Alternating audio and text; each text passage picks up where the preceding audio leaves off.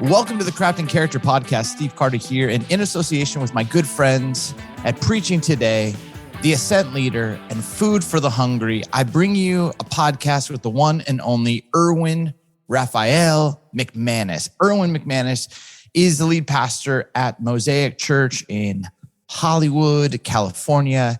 He's a writer, a teacher, a fashion designer. He is someone who has greatly influenced many of us in the art of communication. This podcast is a conversation that I think is going to help you get better at the craft of teaching.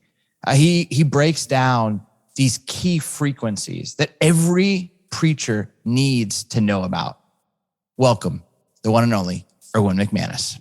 Well, my friends, I am so excited to introduce you to someone you all know. You've read his books. You know he's hands down one of the greatest communicators on the planet.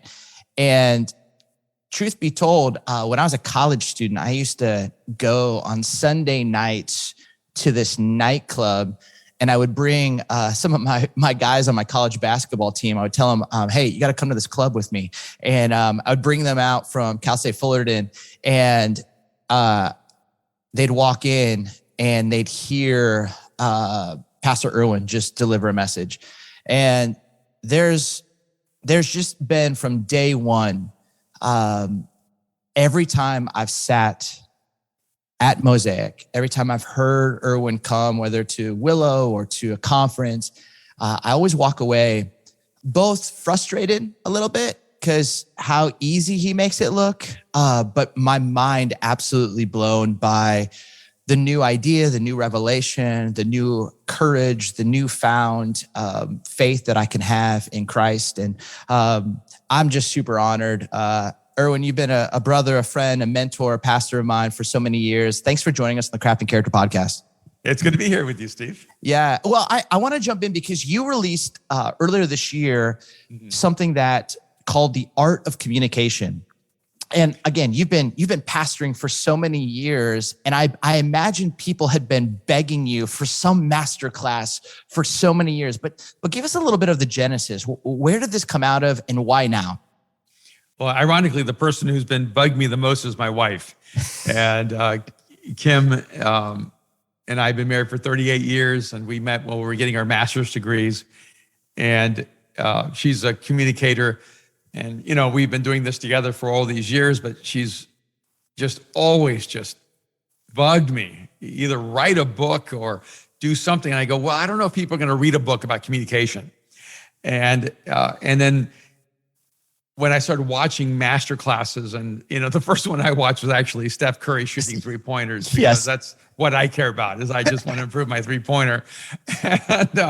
And then I started watching some film directors because I love directing film, and I started realizing, watching Chef's Table and learning from the greatest chefs in the world, that I actually loved learning from the best. And it didn't matter whether it was in the world of fashion design or chefing or, filmmaking or writing. I was actually really grateful that these people were giving me access to their best thinking, their best practices, their life experiences. And that really motivated me to take some responsibility and stewardship over what I felt like I was responsible to give to the world. And that was really communication. And frankly, what I wanted to teach people first was the art of thinking. And I want to elevate thinking to such a higher level. And it's really a passion of mine. But I began to realize that thinking feels more ethereal, more abstract. If I can actually help people gain mastery over the art of communication, I will almost by implication begin to affect the way that we think. And so there are layers behind the art of communication. It changes the way we relate to each other. It changes the transference of ideas and values and vision. It changes the way we think, because when we learn how to communicate effectively, we learn how to write better, we learn how to think better. There are nuances that we don't even begin to be aware of until we begin to take it on as an art and a science. So I put together the 6.5-hour MasterClass on the art of communication. Then we did 10 weeks of live Q&A for the first 300 people who went through the process. And now we have 16 hours of content, which for many people, the Q&A was actually the most riveting part because it allowed them to ask questions specifically generated out of the content. And frankly, it's probably the most meaningful thing I've ever done in my life. I mean, I've written 10 books, and I think that I'm able to have a greater impact through this masterclass than I am through writing books. And that's how much the world has changed. It's really pretty extraordinary. And then I was mentioning to you before we even began the conversation that out of that, so this year, every week I would interact with the people who were taking the masterclass.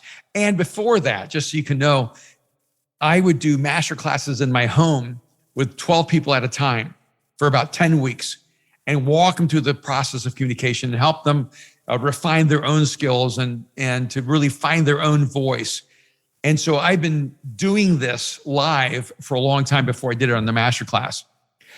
And then I started thinking about the nuances of communication. Even if I could tell you a bizarre story. Yeah, please. All right.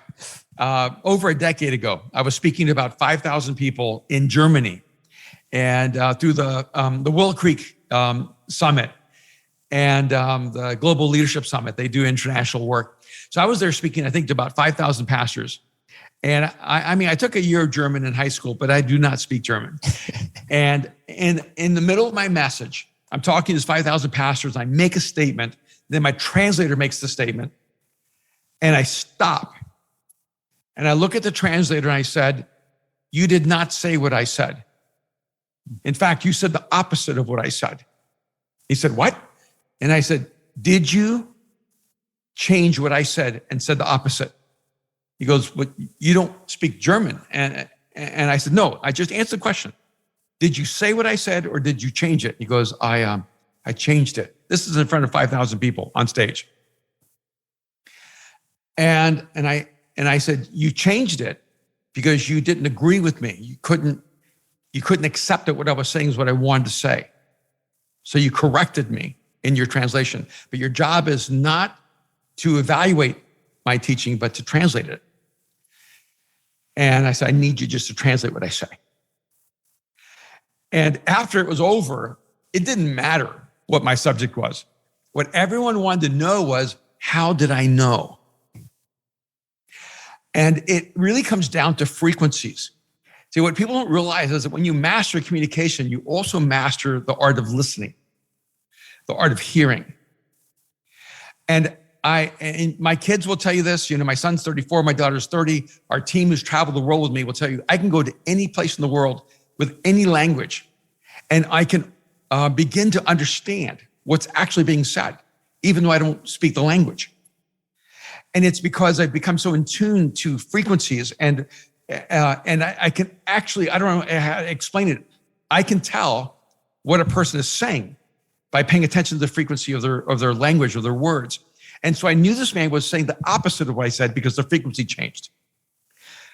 And so about a month ago, I designed a process. I feel like what people need is a starting point. And so I've designed this analytic called the 7 frequencies of communication, where I break people down into 7 different frequency approaches.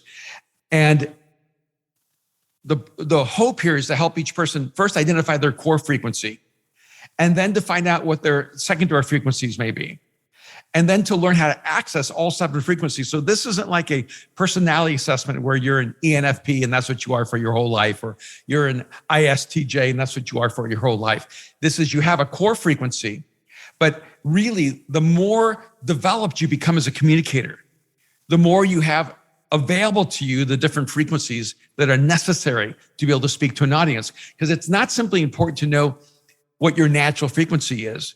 It's important to know what the frequency of the listeners are. Well, this is amazing, because if you're listening to this and you're going, wait, how did you know? Like, I mean, seriously, I'll just tell you, I'm 20 years old. I'm in San Diego, and I find myself at the table with Rob Bell, Francis Chan, and Erwin McManus. And Francis Chan asked this question. He goes, hey, have you guys ever been teaching and all of a sudden like a new idea just drops in your mind and you go with it? It wasn't in any of your prep, and all of a sudden the teaching just goes to another level without missing a beat.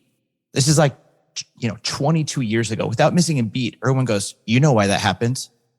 And Francis is like, I don't know what you're talking about. And he goes, you know why that happens? At this moment, I'm grabbing a pen and a napkin because I know I've seen Erwin do this time and time again, where all of a sudden it's like a moment stops and uber clarity comes. And he says this, I'll never forget it. He says, because when you're prepared, you give more freedom to the Spirit to move. And you can be more attuned to what's actually happening in the room instead of your notes. And I think now you're talking about these frequencies. I was 20 years old sitting there, and that moment you just read it, felt that frequency, and then spoke it right there. And I just am like, you've done this time and time again. Where did that come from? I think that's the piece, is most people don't, this frequency course that you're about to drop is so fascinating, but did you just grow up as a kid having this ability? Like where did you first realize this? Well, it's interesting. There are all these like cultural phenomenons, like the Haramatara Indians in Mexico who run 70 miles a day because they don't know that you're not supposed to. and so they run everywhere they go every day, and even the children do. It's just, and so what we would consider to be almost like supernatural is just natural for them. Wow. And what I find is that people who grow up oftentimes in really complex, even maybe like volatile or dangerous environments, learn to listen at a higher level of clarity. And in fact, I find oftentimes even people who grow up with alcoholic parents, or one parent who's had struggles with addiction, they learn how to read a room differently, learn how to listen to nuances differently. And if you're around people who have disconnected intention, with where their words are saying one thing, but their intention is saying another, you actually begin to learn how to hear the nuances between the words and the intention. Wow. And so in some ways, on a basic level, it's a survival skill. Yeah. And I guess this is the dark side. If you grow around, if you're from a healthy family where everyone actually says what they mean, you probably don't develop this as rapidly. Of course, people just say what they mean, but they don't. And you have to learn how to hear what's not being said. And, it's probably 20 years ago when I first started talking about the research that was done on this particular whale, that now they've done a documentary where this whale is the loneliest whale in the world because he speaks and hears at 52 hertz, while other whales speak and hear around 40 hertz. And so what's happened is this one whale, and they cannot find a duplicate species on the planet, cannot hear any other whale. So they might be traveling in the Pacific Ocean just a few feet away from each other, and they can't find each other because the frequency of all the other blue whales and all the other whales that are similar doesn't resonate with this whale. And when this whale speaks at 52 hertz, no one else can hear them. And this phenomenon became really significant to me because 20, 30 years ago, I felt like, I think that I'm a 52 hertz person. And I don't hear 40 hertz well, and I'm not heard very well at 52 hertz. And I think it's why even like, when I would go to like the Global Leadership Summit or to Catalyst or to Passion, I was always out of sync with the environment. And even though they valued me and they would invite me to speak, there was always like a sense of discontinuity between me and the rest of the room. And I was like, how is it possible? They invite 10 speakers and 9 of them are all on the same frequency. And then they invite me because they trust me and they believe in me, but they still don't really get what I'm saying. And I even heard this in the most interesting thing. I said something 10 years before Andy Stanley said it. And when I said it, I was called a heretic. And when Andy said it, it was called orthodoxy. Wow. And I realized, well, one, Andy's like awesome. So, Yeah. But it's because he speaks at the frequency of most Christians who are listening. And so he can even say the same thing, and it goes at a frequency where everyone goes, oh yeah, that resonates, it's true. And I could, even when I say something really orthodox, I'm saying it at such a different frequency, people are like, I'm not sure if that's right or not. But speak to this, because is that frequency tone? Is that frequency energy? Is that what is that? Because, I mean, I've grown up listening to you. Like, I feel like so much of how I've communicated, there's been so much just shaped by osmosis, by, working at a church in the morning and then getting in my car and driving to LA on Sunday night and listening for so many years. But like, what is that where it somehow people can hear it? Because when you teach, it's not anger. It's not like an angry tone where you're like, oh, I can't receive. What can you elaborate more on what that frequency difference is? Well, I one of the frequencies in the 7 frequencies is the frequency of a maven. And mavens are always violating your view of reality. Yeah. And so even when you're saying something that feels at the core of your belief system, it's almost as if it's possibly not true. And so when I would speak at places, they would say to me, hey, when you speak truth, everyone's going to break out in applause. And I would always say, that's not really what happens with me. Like when I say something that's true, everyone's not sure. And at first, and so it's usually really quiet when I'm saying something that is most important. And so there's a resonance there. Yeah. But if I could maybe pull into a different kind of thing, like my wife, Kim, like she has her frequencies are, she has 2 like dominant frequencies. I would say one is commander. And so my wife, she intrinsically speaks by telling you what to do. Yeah. It's just very natural to her. And then she has this odd contrast. She also has a frequency called healer, where she really is driven to heal the wounds in people.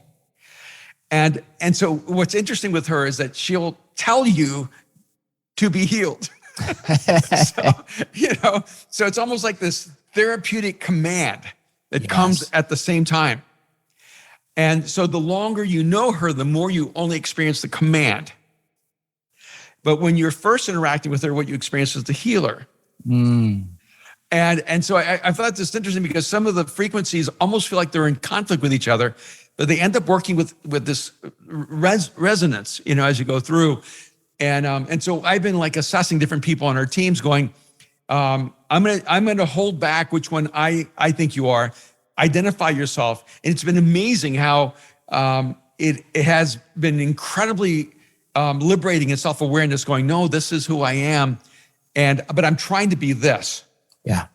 And so I think sometimes what happens is that there are certain frequencies that we admire or frequencies that we aspire to be, but they're not the inherently natural ones for us. That's right. And so we have to figure out, all right, how do I build my core frequency and know that this is like my best space to speak in? And there's some frequencies that I would say that there are certain frequencies that are more common and they speak to more people. Mm. And there's certain frequencies that are more rare, but they speak to fewer people. And I think that's a part of it. Like, Billy Graham had a more common frequency, but millions resonated with what he said. Yeah, yeah. And then maybe like Elon Musk would have more of a rare frequency and fewer people resonate. But when it resonates at a pretty powerful level. That's so fascinating. I just got the chance. I flew down to Columbus, Ohio, and as a Michigan fan, we don't go to Columbus unless it's for a good reason. And you were actually speaking at Lewis Howe, who I know is a friend of yours, great podcast. His kind of gathering, event, conference, whatever you want to call it. Summit of Greatness. Yeah, what a great name. And you probably were the only like pastor that was speaking there, right? And like everybody else there was like, business leaders, very spiritual. They spoke about the universe. I mean, this was if you're talking about a frequency, the frequency was like set for Sedona, Arizona. You know what I mean? Yeah. Like it was and yet I was so curious, how is Erwin going to be in this situation? I wanted to see it. And you were exactly who you've always been. And I mean, you started this talk and it reminded me of a TED talk you gave many, many years ago where you were talking about what's your species to study. And you said, my species is humans. And I think that's also part of the greatness that you have and your maven and your uniqueness to be able to understand a room better than anyone I know. Like you just know how to read a room. And even as you were saying how people don't just necessarily applause, but they like almost like a dog turn their head and go, huh, like that makes you think. And you were, after you gave this amazing talk, everyone actually gave a standing ovation. I think it was like the first standing ovation that they gave was to your talk, which was amazing. Then Lewis interviews you, and I'll never forget this. He's asking you, he's like, about faith and Jesus and pastoring. And your line back to him was like, isn't it fascinating? Whenever we talk about the universe, we talk about how the universe is for us. And whenever we talk about God, it's like we talk as if God is against us. And as someone in the room, somehow from a frequency level, every person, wherever they were on the spectrum of spirituality, leaned in and was like, I want to hear everything this guy has to say. And again, it was just, it's your genius. It's like the uniqueness of your ability of holding true to who you are, no matter what room you're actually in. And I think that there's so many people who are trying to be somebody else's frequency. What do you say to that? Like if somebody is trying to be a Kim or an Erwin or how do you get them to say, no, be this? Yeah, I think that some is you have to realize that you actually lose your power when you try to be someone else. Wow. And you're actually most powerful when you're authentically yourself. And in that conversation with Lewis, I think what I said next to me was like really important because I said, is it possible that it's because we don't believe if God were a person that he'd be capable of loving us? Right. And you could just feel like this, almost like a communal groan. Yes. In the room. Yes. And when I did a book signing for like an hour and a half afterwards, and I'd say half the people were crying. And ironically, in that moment, what I really, I'm gonna tell you, I haven't told anyone this on a public level at all, but I had just designed the 7 frequencies right before that event. And I told and one of the things I did in a conversation I had with one of our team members said, look, when I use the frequency of a healer, there's something really powerful and transformative that happens in the room because I have this sort of like maven frequency. And then when I go to this healer frequency, it confuses the room and it just opens them up at a whole different level. But oftentimes what happens is that if I'm not really fully present, I forget. I don't actually access that frequency. And I told myself, I usually like to access it about 3/4 of the way through my messaging. But because I knew this room was a different room. This room was not a room of Christians. This room, by the way, it's my favorite rooms. Yeah. And so I began with a healer frequency. So my opening, because I wanted to make sure I want to communicate at this frequency and speak to the wounds of the room and connect at a deeply empathetic level so that the room knows that I know what they're going through. And so I really grounded myself and I opened up with that frequency and then moved to a maven frequency. Yes. And I don't think people are accustomed to going through that journey. And so that was an example of how you can take the frequencies and actually process what is needed in that moment in that room and where to begin. And when you're underdeveloped as a communicator, you have like one frequency you use as a hammer, and everything's a nail. Yeah. But sometimes the room, doesn't need a challenger; it needs a motivator. Sometimes the room doesn't need a healer. Sometimes that room needs a commander. You have to really pay attention to not just what I need to be for this woman, but what this room needs from me in this moment. Somebody asked Bruce Springsteen once, how do you know it's going to be a good show? And he said, I know when I walk out on stage.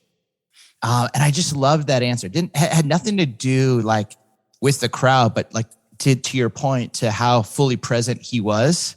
Mm-hmm. And when he was fully present, then he could read what the crowd needed and where he needed to do an audible or shift, or where to bring energy, or, flip from healer to maven, or maven to healer kind of piece.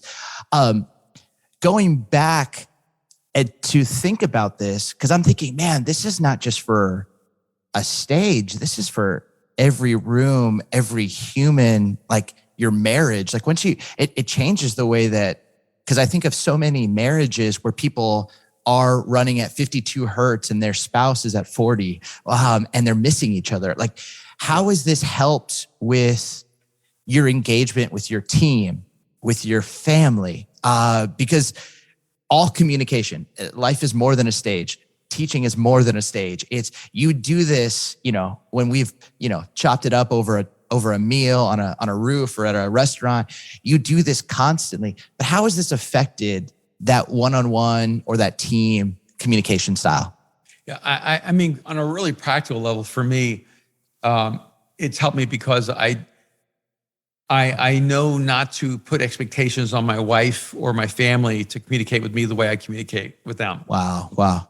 And I've been married 38 years, and Kim still has her primary frequency as commander.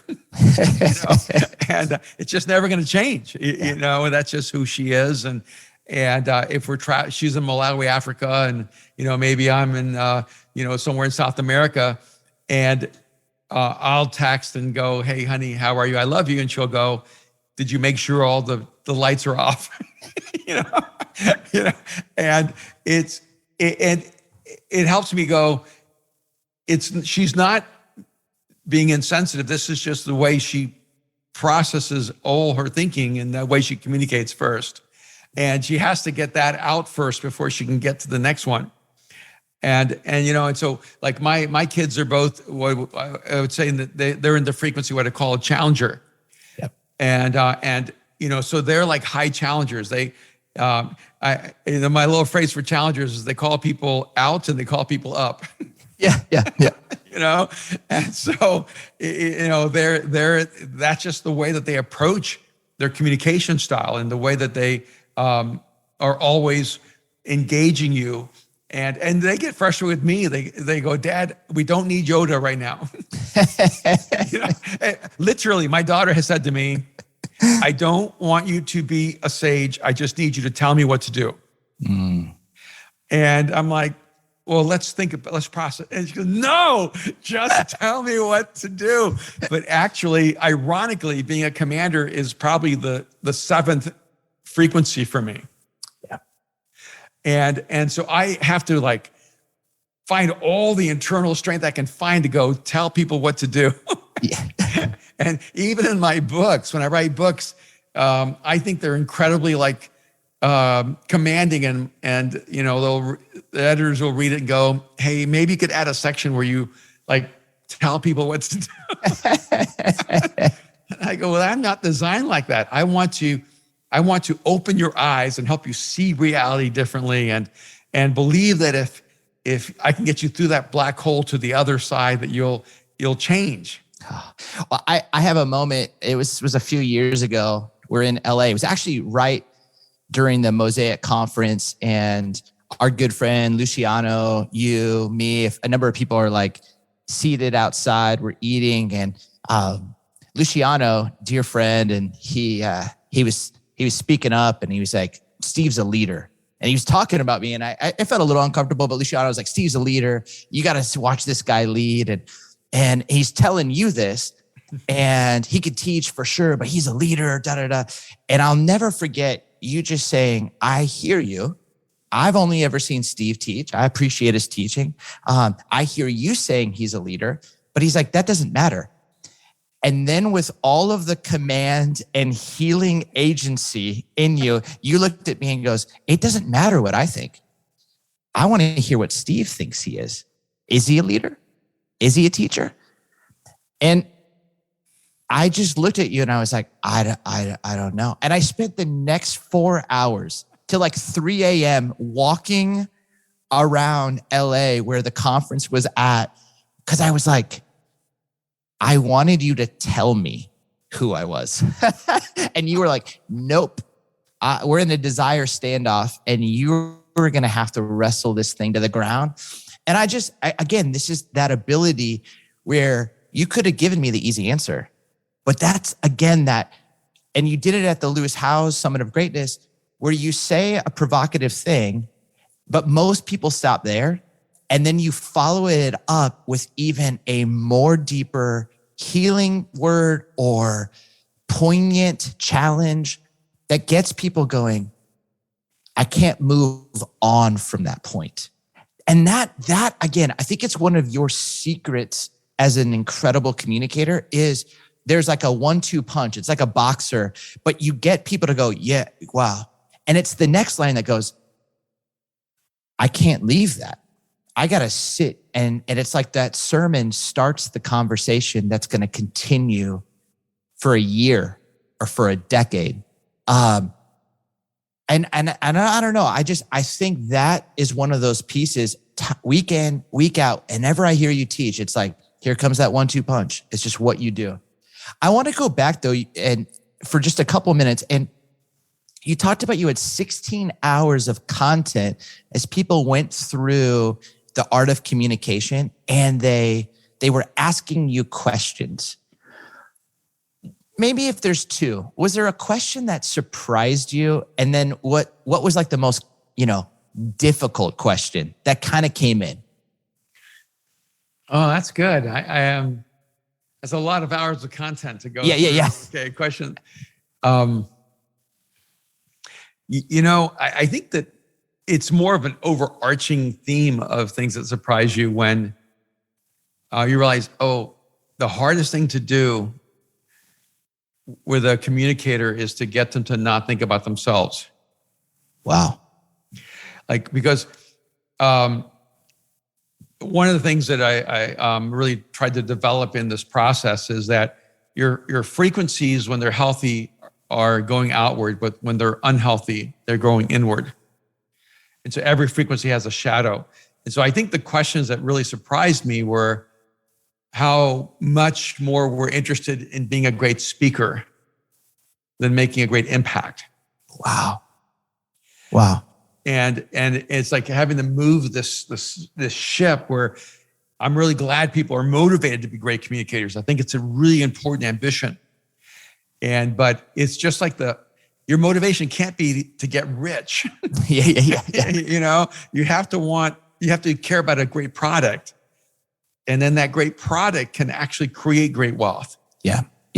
But if your whole focus is wealth, you're gonna be drawn to creating junk so that you can get rich. I think this is the dilemma in communication, is that I would say, and I'm gonna say this about Christian communication, Christian preachers. I would say Christianity is overwhelmed with cliches, and that you can become famous and successful as a Christian speaker if you say the same thing in a motivational way as a performer. And I would say that right now Christian preaching is incredibly inauthentic because we don't have time to become ourselves. See, how old are you, Steve? 42. Okay, you're 42. I'm 64. Now you got guys growing up, 26, 27. But I'd say your generation is definitely in that space where you didn't get a lot of time to get better without it being public. Right. But you had more time than someone who's 34. I'd say almost like right now, 35 is almost a break point. anyone who's under 35, their first sermons, their first talks, their first public moments are ready to be dissected across social media. Yep. And so you don't have like a chance to be bad before you're good. Yep. And so you can accelerate faster as a performer than you can as an authentic communicator. And I still think, you're young enough where that was actually true during your time. Yep. Like you're getting measured against people in the public space when you're getting started. Yep. And you're not, even if, forget everyone else, you're measuring yourself that way. Going, if I can learn these techniques, I can be successful. And I remember early on, Aaron had been in New York, and he'd been in a church environment there. And he came back and he learned a style from Hillsong. Yep. And while he was there, and it was a very, very like particular style. And he came back to LA and it didn't match our culture, even though he grew up here. But he learned it so fast because it's strong. Yep. And I remember I said to him, hey, buddy, all I want is your authentic self. And he looked at me and said, what if my authentic self is inauthentic? and I just thought this is why he's so interesting as a human being. But I think what he's saying basically was true, because most of the preachers that he was influenced by became famous with a persona. Yep. And that persona is not who they are off the stage. And so he was now in a world where if you don't pick up this persona, you're going to be measured by your person against a persona, and it doesn't look as exciting. Wow. And I will say one of the things I really like about you, Steve, is that you're a very authentic person, and you're an authentic communicator. And that's why when you came here to Mosaic, people loved you. Thanks, man. Well, I'll say this, that what my one example of what you're talking about is, when I played basketball and I'd go out in the driveway and shoot, nobody came and watched me. I was just practicing. Nobody saw how many layups I missed with my left hand. Nobody saw how many free throws I missed. But those early years, I started out at Mars Hill in Grand Rapids, and there's 3,000 people who are watching me practice. And that's, it's just a different kind of thing. And I love how you talked about that. I listen to you speak right now in this podcast, and I'm like, when is this frequency thing coming out, and how do I get it? Because so you've recorded this. Is this becoming live? Yeah. In fact, I've given you probably more information on the 7 frequencies than I've given anyone. I know. I haven't heard any of this at all. I'm like, where do I get it? Give me the code right now. I want it now. This is amazing. For my listeners, how do they get this? Well, we're going to release it in the next couple of weeks. We filmed it about a month ago, and it's about 2.5 hours of content. Awesome. And I think the safest way of getting it is go to my Instagram, Erwin McManus. And the moment it comes out, we'll put a link there. Perfect. And then people can link right there and go pick it up. And I actually think that the 7 frequencies is a great place to start, and then go back and pick up the art of communication. That's amazing. And the art of communication, remind me, that's like 6.5 hours of content? It's 6.5 hours of MasterClass, and then 10 hours of Q&A. That's amazing. Friends, I'm just telling you, I'll have a link to Pastor Erwin's teachings. Many of you are already following him. But as you just heard on this podcast, what he can bring in just a few minutes with a question, even just making you look at frequencies, never the same. I'm just telling you, I'm so excited. I will be waiting expectantly for that to go purchase and to learn more. Hey, Pastor Erwin, thank you so much just for the time, just for who you are. And is there anything else you have coming up? I heard I heard that you were like on Instagram that you were writing chapters. Is there a new book at some point you got coming, or you finished the manuscript? Right now, in fact, I was talking to my daughter Mariah this morning. I said, I'm having so much fun. I just came back from New York. I've just designed my next collection. Come on. And I'm real excited. I love designing clothes. and I love that creative process. And I do that with Aaron. And then I have a book coming out. It won't come out till September, but I just got back all the editorial notes. So I'm going to finish it up and finish editing it. It's going to be really, I think, a really special book. And then we have our conference coming up in a week or so. Well, this all have already aired. We just had our conference last week, and I'm excited about getting that going again. And so I'm just excited. But really, to be honest with you, I think the whole universe of creating the School of Communication is probably the most significant thing I'm giving myself to. And Aaron and I have this podcast called Battle Ready that we do every single week that I love doing with him. It is one of the best podcasts of how raw, and you two are just, I mean, it's must see or must listen TV, because it's just like, I love the two of you. I love your relationship. I love the way that you challenge him. He challenges you. It's unbelievable talking about incredible topics. I'll just say this and then we'll be done. Thanks for continuing at 64 to keep pushing yourself to be better. I think so many people in their 30s, they just plateau.